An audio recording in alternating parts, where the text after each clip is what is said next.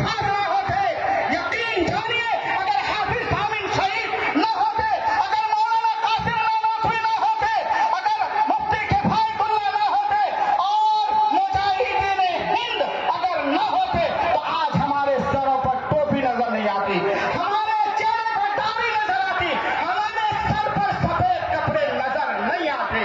ये गनीमत है, इनका एहसान है उन्हीं हुफाज़े किराम का कि आज हमारे सरों पर ये पगड़ियां है और हमारे सरों पर टोपी है। आप शख्सियत की कदर करेंगे इंशाअल्लाह।